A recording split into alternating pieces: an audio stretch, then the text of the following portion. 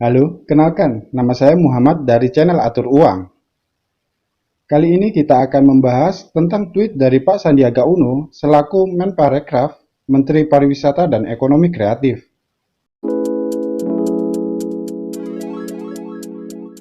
Beberapa waktu yang lalu, melalui cuitannya di akun Twitter @sandiuno, Pak Sandiaga Uno memberikan pernyataan soal cara agar masyarakat bisa selamat dan bangkit di tengah keadaan perekonomian yang sedang carut-marut.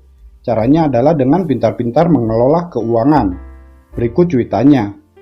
Meski harga-harga kini sedang meningkat, namun jika kalian pintar dalam mengelola keuangan, saya yakin kalian bisa selamat dan bangkit jauh lebih baik. Nah, bukannya menuai apresiasi, cuitan dari Pak Sandiaga Uno ini justru menuai cibiran dari netizen. Netizen mengatakan bahwa pernyataan dari Pak Sandi tersebut tidak pas jika ditujukan untuk masyarakat kalangan bawah. Berikut ini beberapa retweet dari netizen. Dari beberapa retweet netizen ini, ada salah satu nih retweet yang membuat saya tertarik untuk membahasnya. Ini dia retweet dari salah satu netizen.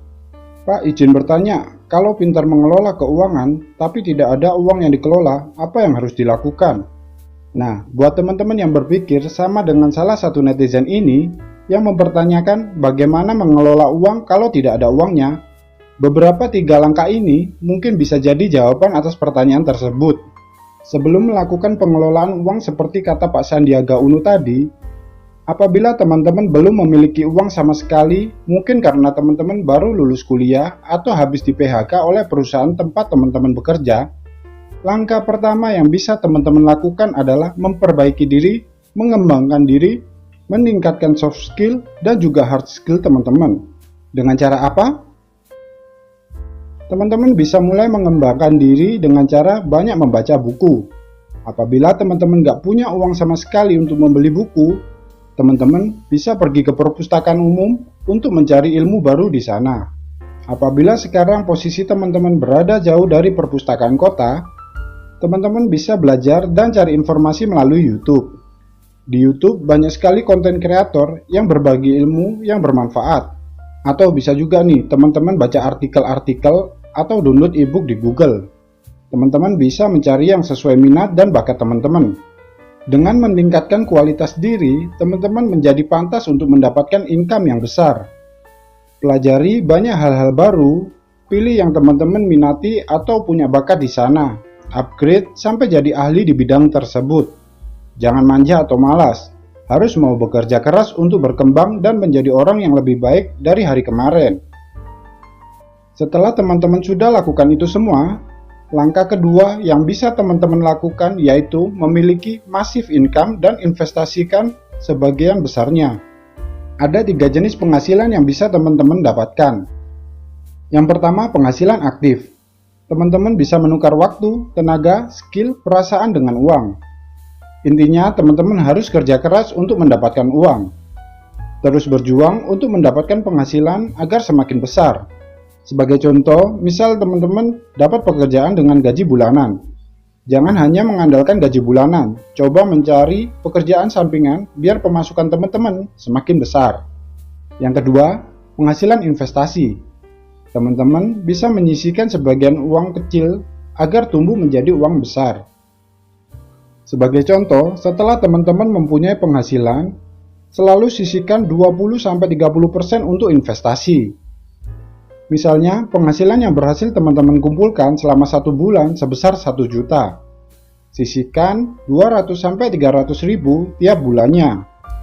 Angka 1 juta ini hanya misalkan saja ya, biar hitungannya gampang dan mudah untuk dimengerti. Harapan saya sih teman-teman bisa mengumpulkan penghasilan lebih dari itu. Yang ketiga, penghasilan pasif. Miliki aset produktif untuk menghasilkan uang tanpa teman-teman keluar banyak tenaga untuk menghasilkan uang. Sebagai contoh, teman-teman menulis buku, dan dari buku tersebut, teman-teman mendapatkan royalti dari hasil penjualan buku tersebut. Atau bisa juga dari konten yang teman-teman buat melalui YouTube. Yang setelah akun YouTube itu berjalan, uang akan terus mengalir. Contoh lain yang menggambarkan passive income yang pasti teman-teman pada ketahui yaitu memiliki kos-kosan. uang bakal tetap berjalan walau tanpa kerja atau lebih tepatnya hanya dengan usaha yang minim. 3 contoh ini adalah contoh passive income yang bisa teman-teman dapatkan. Aset produktif yang menghasilkan uang tanpa teman-teman harus bekerja lagi. Yang pertama, perbaiki diri teman-teman agar pantas untuk mendapatkan penghasilan yang besar. Yang kedua, miliki penghasilan aktif secara masif.